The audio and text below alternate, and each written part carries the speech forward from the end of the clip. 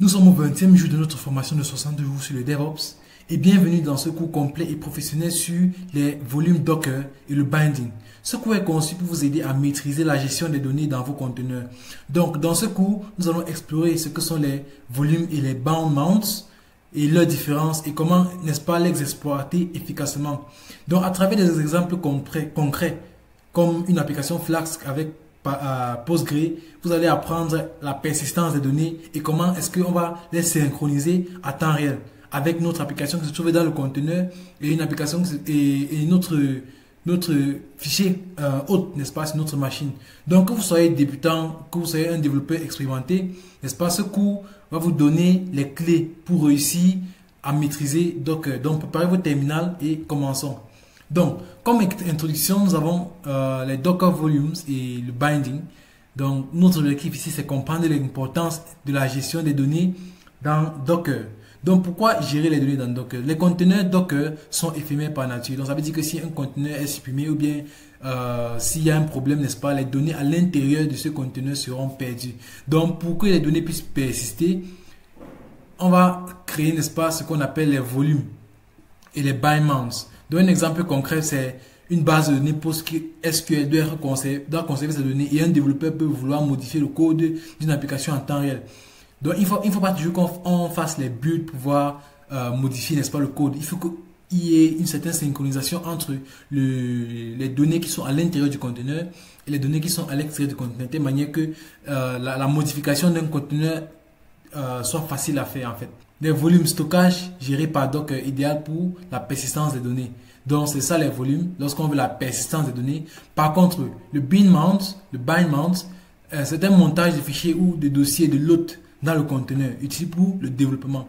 Et je vais vous montrer ça. Donc les deux approches permettent de gérer les données, mais ils ont tous deux des cas d'usage très différents.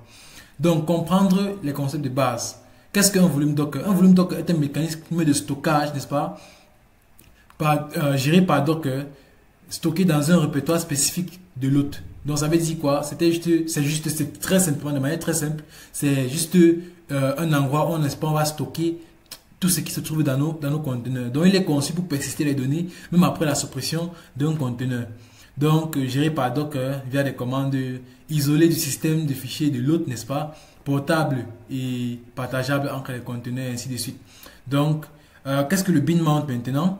Le bind mount map directement un fichier ou un dossier de l'hôte dans un conteneur et le conteneur accède au système de fichiers de l'hôte en temps réel. Bon, je vais vous montrer ça. Je pense que on va mieux comprendre ça lorsque je serai en train de prendre un exemple concret. Donc, les caractéristiques, n'est-ce pas, du bind mount, ça dépend du chemin exact sur l'hôte. Il est idéal, n'est-ce pas, pour le développement et il est moins portable car il est lié à la structure de l'hôte, n'est-ce pas? Donc, on a autre option telle que le TMPS mount. Donc, c'est un stockage temporaire qui utilise la RAM et elle est non persistante. Donc, ça veut dire que cette mémoire est stockée juste lorsque la machine est en marche, donc lorsque la machine est allumée. Et elle est utile aussi pour données sensibles et temporaires, donc comme le cache, n'est-ce pas? Ok, super. Donc, comment est-ce qu'on va faire pour créer un conteneur? Pour créer un conteneur, c'est très simple. On va utiliser la commande docker volume create et on va donner le nom du volume ici. Et pour inspecter un volume, pour voir ses détails, c'est docker volume inspect et on donne le nom du volume. Donc je propose que nous allons sur AWS, n'est-ce pas?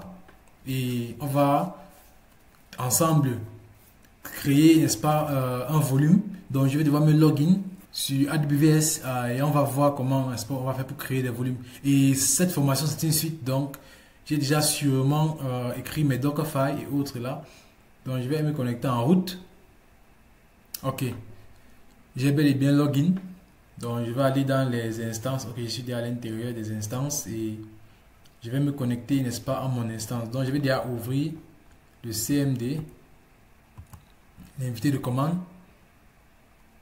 Bon, je vais agrandir et je vais aller dans l'autre parce que c'est là-bas que j'ai ma clé, n'est-ce pas, pour me connecter. Donc, il va falloir que je lance ce serveur si j'ai arrêté. Donc, je vais dire démarrer l'instance. On va patienter un peu, donc c'est en attente. Ok. Donc, juste pour nettoyer un peu, on va revenir. Ok, je pense que c'est en cours, donc on va se connecter là-dessus et je vais copier ça. Je vais le copier là et je vais taper entrée. Je vais dire yes. Ok, je me suis connecté et les commandes pour créer le volume, n'est-ce pas, c'est docker create volume, n'est-ce pas. Avant même de faire le docker create volume, je pense qu'on peut faire un sudo docker volume ls, n'est-ce pas, pour voir déjà les volumes que nous avons. Et voici les deux volumes que nous avons créés, n'est-ce pas, dans le cours passé. Et maintenant on va créer un troisième volume. Donc je vais faire sudo et docker volume create my volume. Donc voici my volume qui a été créé. Donc si on refait le sudo docker volume ls, voici my volume qui a été créé ici. Donc c'est comme ça qu'on va faire pour créer un volume. On peut aussi inspecter, n'est-ce pas? On peut aussi inspecter. Donc à la place de create ici, on va mettre inspect. Inspect. Donc si on met inspect, donc voici où est-ce que notre volume est stocké, le mount point. Donc il y a plusieurs informations, la date à laquelle il a été créé, le driver c'est local, le label, j'ai pas mis de label, le nom c'est my volume, les options j'ai pas mis, le scope c'est aussi le local. Mais voici vraiment ce qui nous intéresse, le mount point. Donc ça veut dire que si on navigue jusqu'ici, on est censé, n'est-ce pas, trouver notre volume. Donc je copie ça, et si je fais un sudo cd, et là je colle ça, on dit ok, là je vais juste faire un cd et je colle.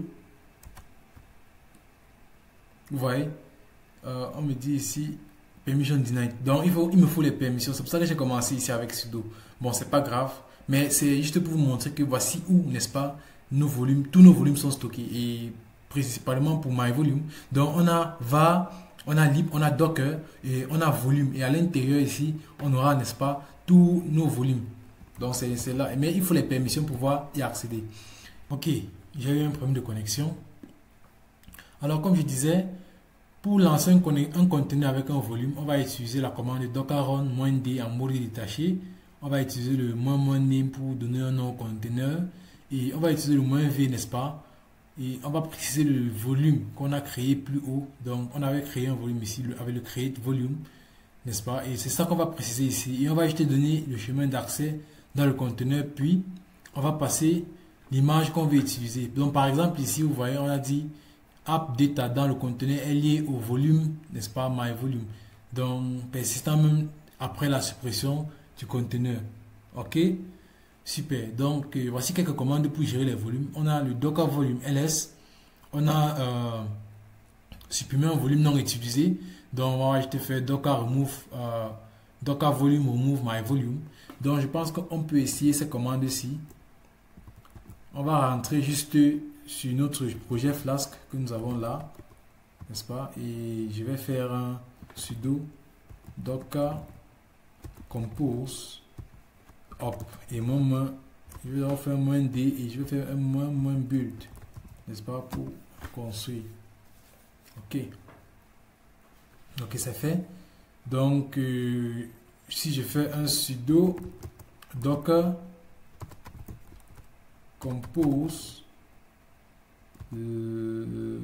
docker compose ps, ok, ça m'affiche les conteneurs, n'est-ce pas. Voici les conteneurs. Donc je sais très bien, par exemple, ok, j'ai envie de retirer un conteneur, n'est-ce pas, j'ai envie de retirer un conteneur. Donc je sais bien que nous avons les conteneurs, donc on va refaire le sudo docker compose, non, sudo docker volume ls. Donc voici nos volumes, mais pour l'instant je ne peux pas retirer des volumes. Pourquoi? Parce que ces volumes sont en utilisation par Flask, n'est-ce pas. Ces volumes sont en utilisation, mais nous avons un autre volume ici, nous avons my volume. Je sais que je ne suis pas en train d'utiliser, donc je vais le retirer. Donc je vais faire docker volume remove my volume. Ok, donc ça l'a retiré. Donc si on regarde, on a le sudo docker ls, voilà ça. Donc il n'y a plus, n'est-ce pas, le my volume n'existe plus, n'est-ce pas.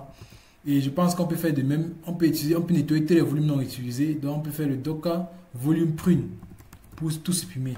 Donc on va faire ça. Donc si je fais sudo docker volume prune, je pense que ce volume-ci sera aussi supprimé parce que je ne pense pas qu'il est utilisé. Donc si je lance, je vais dire yes. Ok, deleted volume, vous voyez, c'est le 533. Et ça, c'est le 533. Donc, on a supprimé ces deux volumes-ci. Donc, si je fais encore un ls, vous voyez, il ne nous reste que deux volumes. Et ces volumes-ci, ce sont les volumes de notre application Flask. Ok, on va continuer avec le bind mount. Donc, ici, on va juste essayer de configurer, n'est-ce pas, un chemin sur l'autre qui sera l'équivalent d'un chemin dans le conteneur. Donc, par exemple, voici comment on va faire pour monter un bound. On va utiliser le "-v", exactement comme on a fait avec les volumes. Donc, c'est toujours une manière d'avoir une persistance, n'est-ce pas? Mais juste que cette fois-ci, c'est plus utilisé dans le développement. Donc, on va voir ici, on aura ici "-v", on va faire /home, et ça, c'est home user code. Donc, ça, c'est le chemin d'accès sur la machine hôte, n'est-ce pas? Et ici, /app, c'est le chemin d'accès dans le conteneur. Et comme d'habitude, on va juste préciser, n'est-ce pas, notre image. Donc, par exemple, voici notre application Flask ici. Et on va essayer de modifier notre application Flask dans le conteneur. Et voici notre application est modifiée aussi sur la machine hôte. Donc, je pense qu'on va faire ça. Mais avant de le faire, il va falloir que on lance un conteneur avec un bin mount. Et voici ce qu'on va faire. Donc, je vais créer une autre. Donc, je vais faire un CD ici. Là, je vais faire un make_d Flask 2. Donc, je vais appeler ça Flask 2. Et je vais copier ce code, n'est-ce pas? Je vais copier ce code. Ok, bon, je vais copier ce code. Juste comme ceci. Ok, je vais venir ici faire un CD Flask 2 et là je vais faire un nano app.py. Ok, là je copie ceci.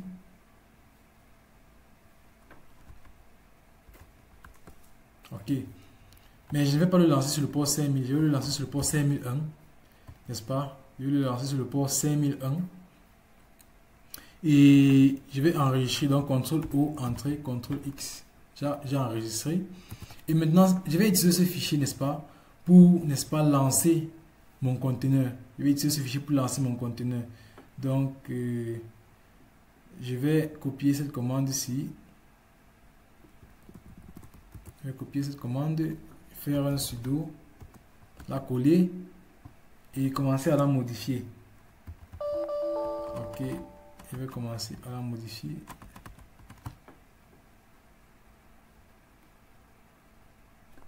Je vais essayer de rentrer. Ok. J'avais dit le port 5001, n'est-ce pas? Le port 5001. Donc, il va falloir que je change le port ici. Ok. Ici, là, il va falloir que je change le type d'utilisateur. Donc, ici, moi, j'utilise Ubuntu. Donc, si vous avez remarqué ici, mon utilisateur c'est Ubuntu, donc je vais changer ça. Le nom de mon dossier c'est Flask 2. Donc, je vais revenir ici. Je vais appeler ça Flask 2. Ok. Et là, je lance le Python Slim, n'est-ce pas? Le Python Slim avec le bash. Avec le bash. Il va un pip install Flask et ensuite je fais quoi? Je fais Python, je fais app/app.py. Ok, donc ça va marcher, je suis sûr que ça va marcher. Donc on va lancer. Donc notre conteneur est lancé. Notre conteneur est lancé et qu'est-ce qu'on va faire maintenant? On va vérifier si ce conteneur est bel et bien lancé. Donc je vais faire un sudo docker ps. Ok, voici notre conteneur ici. Et voici, donc on va ici bash-c pip install il y a 16 secondes. Ok, sur le port 5001. Super. Maintenant, nous savons si je fais un cat de app.py, Si je fais un 4 de app.py, vous voyez, voici à quoi est-ce que le code ressemble. Bon, je peux venir sur ce message, je vais dire, ok, je vais aller dans le conteneur d'abord. Donc, pour faire ça, je vais refaire un clair. Ok, je vais aller maintenant dans le conteneur en faisant un sudo docker exec interactif sur le terminal. Et je n'ai pas copié l'ID du conteneur, donc je vais faire docker ps d'abord, ensuite docker exec -it. Ok, l'adresse du conteneur c'est 8a9b et je vais exécuter le bash sur ça. Ok, là je suis dans le conteneur qu'on vient de créer. Je suis dans le conteneur, donc je vais faire un... Il va falloir que j'essaie de changer. Bon, je vais créer un fichier parce que je ne peux pas utiliser Nano ici. Je ne peux pas utiliser Nano, je suis pas sûr. Ok, je ne peux pas. Je ne peux pas aussi utiliser Vim, n'est-ce pas? Je ne peux pas utiliser cette commande là pour changer le fichier. Fichier-ci. Mais par contre, je pense que je peux créer un fichier. Donc, je vais faire peut-être un touch et je vais dire test.txt, n'est-ce pas? Et à l'intérieur, je peux dire echo. Je vais mettre hello golden brain from the container. Ok. Donc là, je vais, si vous avez remarqué, je suis dans le conteneur, n'est-ce pas? Je suis dans le conteneur. Vous pouvez voir l'identifiant de mon conteneur ici. Donc là, je suis dans le conteneur. Mais ce même fichier que j'ai créé, là, on va aller regarder dans le dossier Flask2 pour voir s'il a été créé. Donc je vais faire un exit. Donc pour vous prouver que je suis dans le conteneur, si je fais pwd, vous allez voir, n'est-ce pas? Si je fais ls, vous allez voir app ici. Donc là, je suis vraiment dans le conteneur. Je suis dans le conteneur. Donc si je fais un exit, je sors du conteneur et si je fais un ls, ok, ici on a app.py.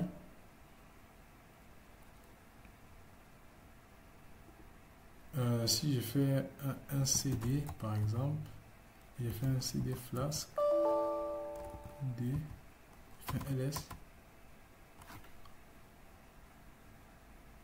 Oh, désolé, il fallait que je crée ce fichier. J'ai créé le fichier test.txt plutôt au niveau de la racine, n'est-ce pas? Il faut que je le crée plutôt dans ce dossier-ci. Donc il va falloir que je refasse cette commande-ci. Je navigue dans app et je fais le touch, n'est-ce pas? Test.txt et là je réécris comme ça. Ok, là je peux maintenant refaire mon exit. Ok, et là je fais un ls. Vous voyez, ici on a le test.txt et si je fais un cat du test.txt, vous voyez, ok, il n'y a rien à l'intérieur. Apparemment cette commande n'a pas écrit à l'intérieur. Bon, ça n'a pas écrit, mais vous voyez bien que le fichier a été créé. Bon, je vais écrire dans ce fichier à l'extérieur et vous allez voir comment ça va apparaître à l'intérieur. Bon, je vais faire un echo. Et je vais faire un echo, n'est-ce pas? Je vais faire un echo. Ok, la commande n'était pas bonne. Je n'ai pas précisé le fichier où est-ce que je vais l'afficher. Ici, je n'ai pas précisé. Ok, ça tombe bien. On va ajouter préciser. Donc, je vais copier ça. Et je vais le coller ici. Ok, et ensuite, là, je vais faire ça. Et je vais dire test.txt. Ok, il faut passer en sudo.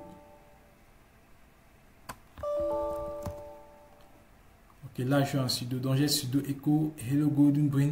Mais cette fois-ci, au lieu de dire from container,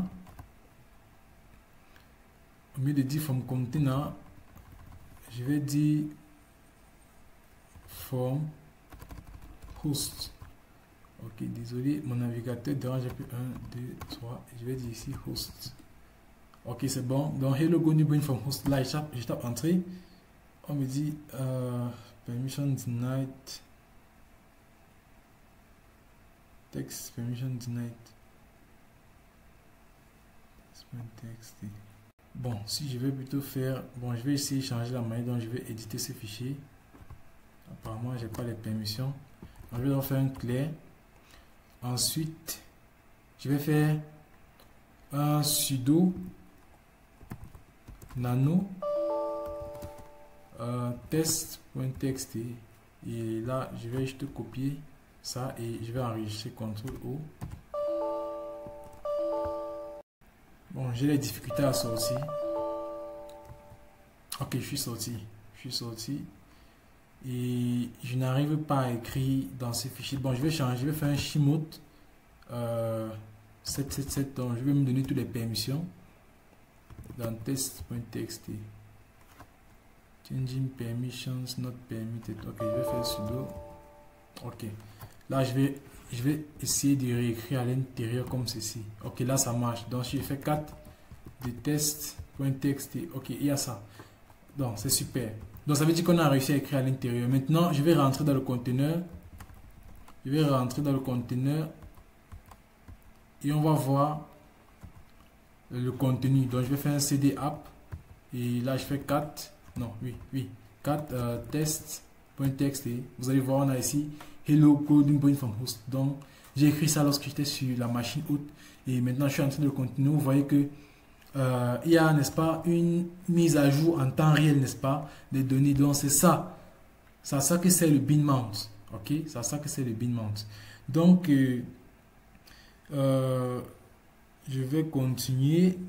Donc voici un exemple pratique avec les volumes et les bandes. Donc on a créé un fichier, n'est-ce pas, app.py, et il y a une base de données et on va lancer l'application. Il y a un Flask ici, il y a la création du Dockerfile. Bon, il y a ici une création d'un volume PostgreData et ici on va lancer un conteneur Postgre.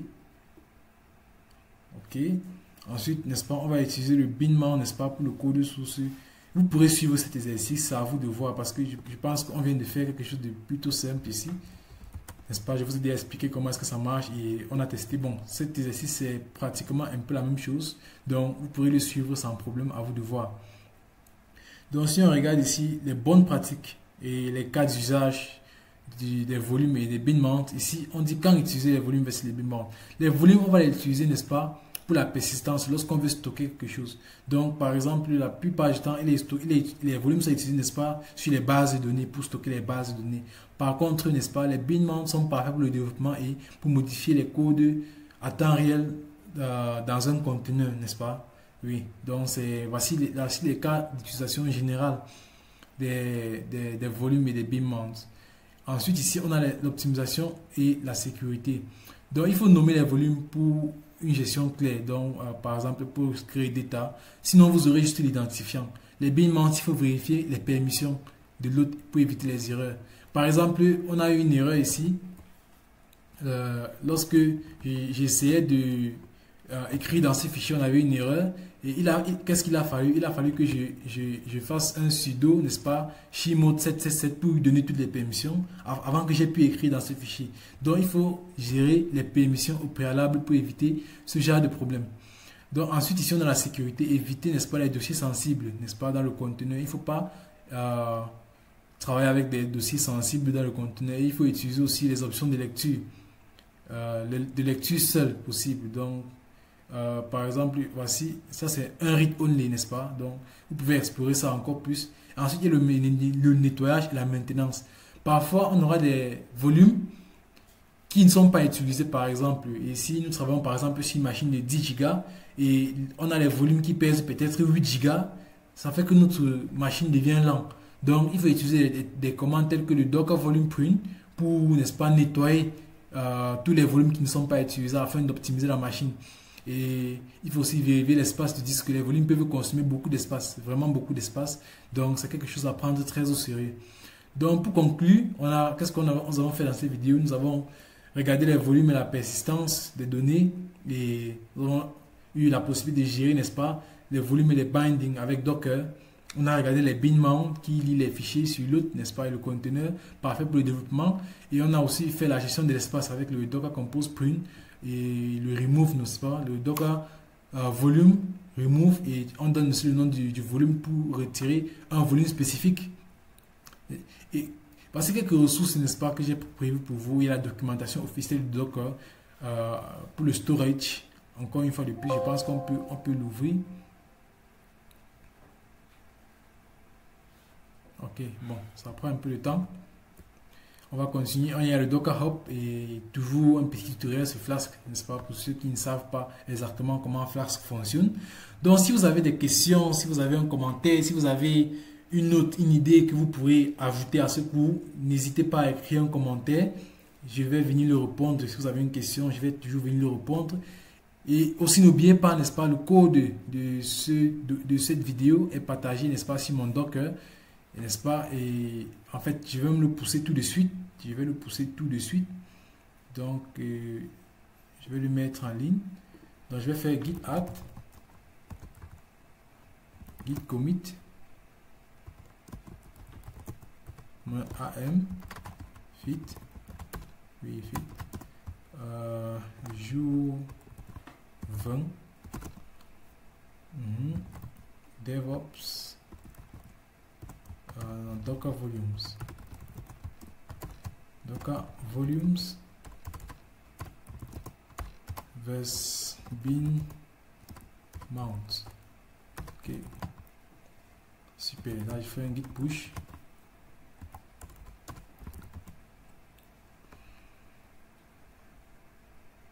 Ok. Donc, le code est sur GitHub. Donc, vous pouvez venir sur github.com. Donc, Christian, formation DevOps. Et là, vous allez tomber, n'est-ce pas, sur mon GitHub. Et voici ça ici, jour 20. Donc, si vous cliquez ici, n'est-ce pas, vous aurez accès à ce fichier, n'est-ce pas, qui contient toutes les étapes que nous avons traversées afin de bien comprendre les volumes. Ok, dans notre prochaine vidéo, nous allons parler, n'est-ce pas, du réseau dans Docker. Nous allons parler du réseau. Il y a plusieurs types de réseaux. Il y a le host, il y a le bridge, il y a le réseau par défaut. Donc, ne manquez pas la prochaine vidéo. On va parler des réseaux. Donc, si cette vidéo vous a plu, n'hésitez pas à partager avec d'autres connaissances, avec des personnes que vous pensez que ça peut aider. Et aussi, n'hésitez pas à liker et cliquer sur la cloche de notification pour ne manquer aucune de mes prochaines vidéos. Revoyons-nous dans la prochaine vidéo sur le réseau dans Docker. Ciao!